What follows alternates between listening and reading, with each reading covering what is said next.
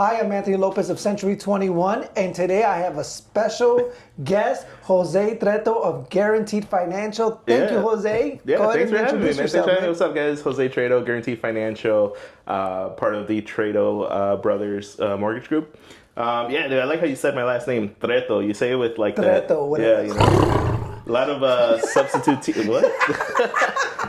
Like a tiger, baby. Like a tiger. You roll But thanks your for eyes. having me, man. I'm finally on the podcast. No worries. Nice. Well, it's cool. good to see you, Jose. Yeah, man. yeah, And, you know, for sure. I wanted to bring you on here to talk about these challenges that we're facing in today's market.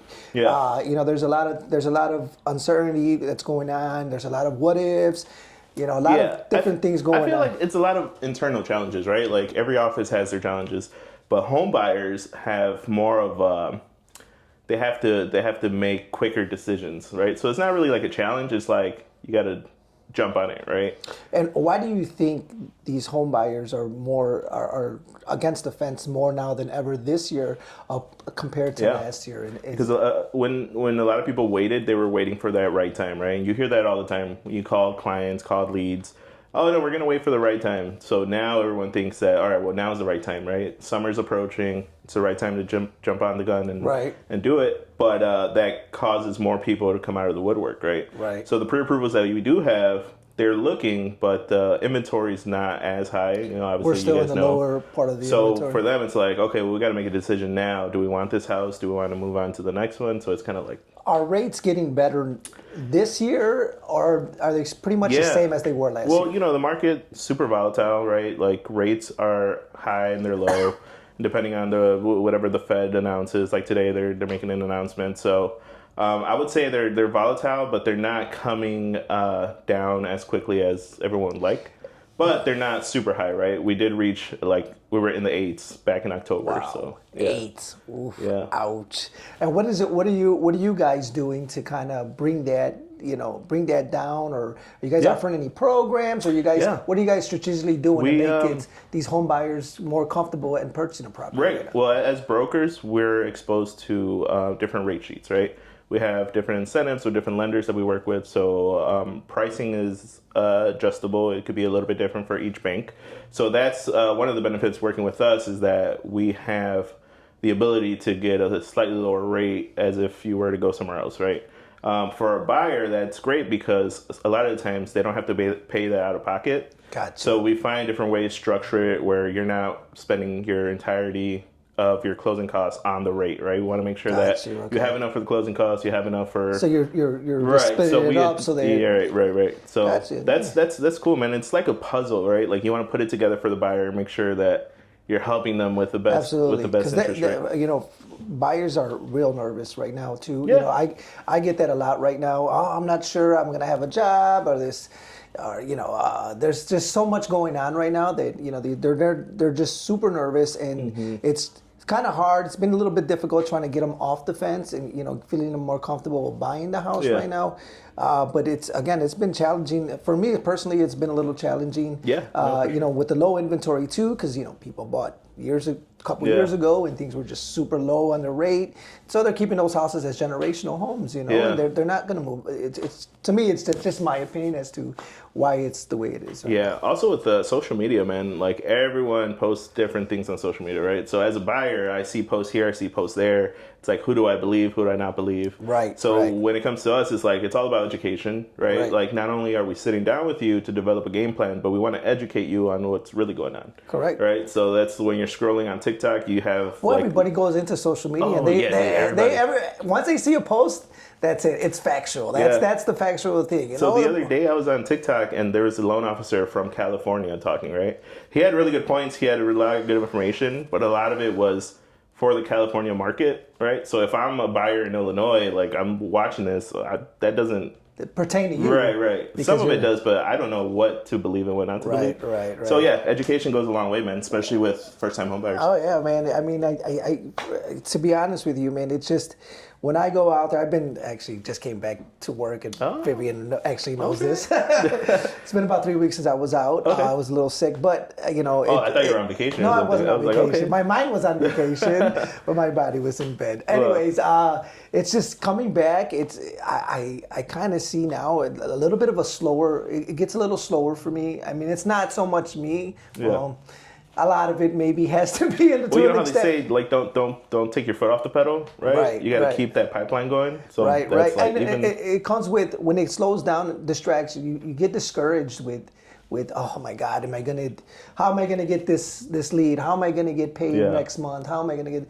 And Yeah, I yeah. found out more now by coming back is that I have to make those calls. I have to Yeah. do this. I have to do it because right now I have to put more into it than I had to do last year or the year before Yeah, yeah, because yeah. of the way things are. You know. Absolutely, man. So, yeah. You know, it's funny. A couple of weeks ago, we went rock climbing, and it was like a thing, right? We paid a guide to take us up to the mountain, and then the highest point was like you either jump off the cliff or you go down this like waterfall that was like a waterfall slide thing. So it's kind of the same thing, right? It's like you just have to keep going. So as I was going up there, I was dying. It was like 95 degrees. I'm sweating. Like I'm thinking like this is all BS. Like Where why was did this I at? sign up? It was in Puerto Rico. Yeah. Oh, okay. But I was you thinking just like, got back. huh? You just got back. Yeah, I just got back 2 weeks ago. Did you say I was on vacation? No. You were on But vacation. dude, even on vacation, like I got more phone calls on vacation than I did. It's always like that. dude. And It's that's you know, always like that. But you know? the point is, like, right, you go up this mountain and you're like dying, and you're like up on this hill or this cliff, and then you got to jump, right? So I had Bambi legs, like I was terrified. So I'm like sweating, I'm nervous. But then it's kind of the same thing. It's like you put in all this work over the last 10 years of experience that you have.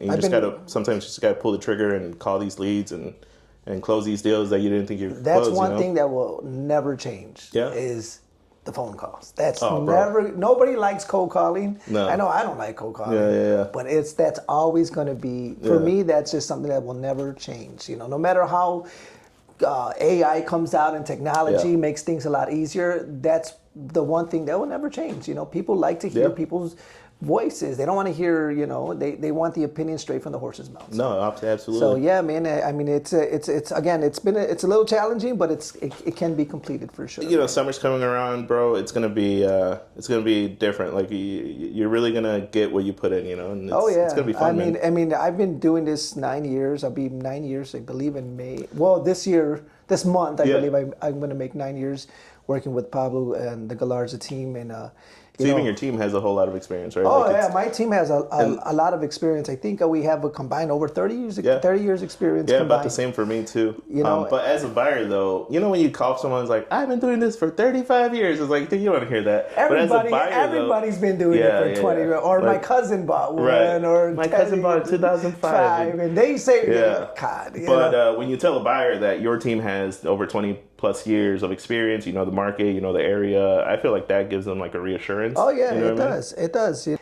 It's more of like, for me, I have to read the room, right? Like Pablo says, read the room.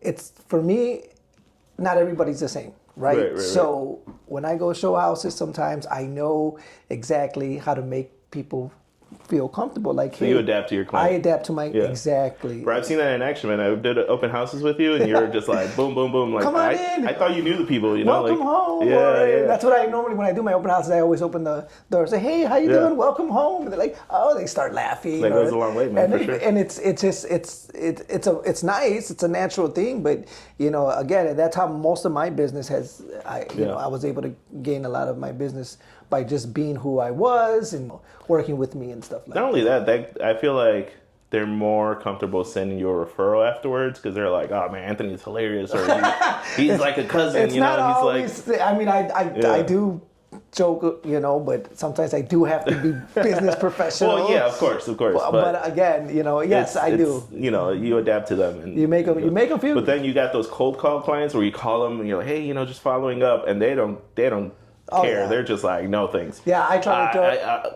call me in 3 I months. try to throw a joke in there, one or here or there. And then when I don't get a reaction, I'm like, oh man, was my joke funny? Was it Maybe something I I did too much. said that it's a little too much. But yeah, man. Other than that, man, it's to me, when a little bit of advice, when you know, anybody watching, when you go out there and you start, especially if it's your first time, you just have to feel confident. You know, one thing that Pablo told me when I started is, when I do my showings, you look at the house from top to bottom, as if you were buying the house, right? Because what clients like is, first a lot of clients will think, oh, you're only in here for the money. You only wanted, you're not looking out for my just best another interest. Paycheck, yeah. No, clients like when you point out things, and don't be too pointy out of certain things, and but be like realistic. but be about realistic. Yeah. Clients like when you make them feel like you are looking out for them and their best interest, and that's how I kind of navigated myself when I first started, and that's how I build my sphere of influence is just by doing that. And then, like you said, I do one closing, or I do right by one person. They're gonna tell their parents, their cousins. And it's just gonna keep growing and growing and growing. No, and for sure. I think and that's something that I never will change when it comes to it. But again, like not everybody's the same either, because some people will go in there and they're like, oh, okay, so they already know what's going on. Oh, right. I already know. Yeah. Everybody. So, but go ahead. All right, so you say you got about 9 years of experience, right? Yeah. Where do you think you'll be on year 20? To be honest with wild, you, right? That's a wild question. I thought about this, not when I was actually sick, because I had a lot of doubts. You're in bed. When I was in bed, I thought about this. Yeah. And I want to really do something where I can have a legacy. I have a daughter. I have grandkids now. Mm-hmm. Yeah, I do. And I want to make sure that even though I don't have big pockets, I have something for them they can fall on. For sure. They can, oh, my dad did this, or my dad did that, and they can build that. And I really, really use that mental state. I mean, I didn't think about it like that. If you asked me what I was doing 9 years ago, I would have never had that train of thought. Now that I'm doing this, and I've been in this about 9 years, and I feed off my team leader, right? Because that's his state of mind too. For sure. So I try to take that and just kind of, oh man, it's like a motivational thing. Hey, just kind of put your mind to it, and that's exactly where I see myself. And I'm hoping in about less than 10 years I can build that. Yeah, that's awesome. And then and you'll see it there. Then I want to see my name on the sign. I want to see my name, my own business. Who doesn't? Are you gonna do the arms cross? No, the back behind a brick wall. No, that's awesome, man. That's cool. So what about you? What do you see? Same so how thing. long you been here? So I'm going on year 10. Well, actually, I'm on year 10. Wow. Yeah, I started in 2015. Man. Yeah. We got to celebrate. I'm saying. But, same thing, man. At the beginning, it was more about work ethic, right? Like, I just wanted to, kind of follow, my brother's our team leader at our office, so I want to follow his footsteps. But then also, growing up, I just saw him as my brother, right? But then going into the mortgage world, I'm like, whoa, what? I know. And you get super different. a different perspective on that person, So following that and just kind of using that as a guide over the last 10 years has been great. But in the next 10 years, same thing, man. Maybe build my own team, or, just continue on with servicing people. So you're going to be competing with your brother, man? No, that's going to be an exception, dude. It's like, you're going to be competing and be fighting again, man. It's like opening up a target, multiple targets. But same thing, man. And I think the best feeling is when you have a client that doesn't think they can get pre-approved, or they got dropped at BMO Harris or something like that, and they come to you and you save the deal. And then you're at closing and they're just thanking you, Absolutely. I mean, that's one thing a lot of first-time home buyers, even non-first-time home buyers, they're against the fence. And I think it's because they think they have to, their credit is bad, or, I looked on Credit Karma, or I did this, I did that. And those Credit Karmas, they're only estimated. They're not accurate numbers. Right. So a lot of people go by that. And then it's not until they get into the office or talk to you in this case that they feel, they find out actually, I can do this. And it's like realistic hope, we're not promising them something out of reach. Like, it's like, no, you can actually qualify. These are the steps we probably have to take, or this is how we have to structure it. So you develop a game plan for them. So in 3 months, they come back to you in 3 months, and I've had this happen so many times with you where, I get clients, I send them to you, and they can't, I can't do it right now. Whatever. Credit Karma said I have a 520, and come to find out they have a 610 or 615 or so, whatever. And then, they come back and they feel excited. They feel like, oh, I can do this. I can do this. And those are the clients that'll like really gravitate towards like sending you absolutely, a referral because so I just want to keep seeing that over the next 10 years, man. I think that's absolutely, man. I think that's something. It's something that's a lot of people, if you're watching, that if you are against the fence right now and you are not sure if you can buy or not, closed mouths don't get fed. So I think if you're watching, reach out to me. Reach out, Jose. How can they reach you? So you can reach me the direct cell phone. I can provide that in the link below, and then email, Facebook, Instagram.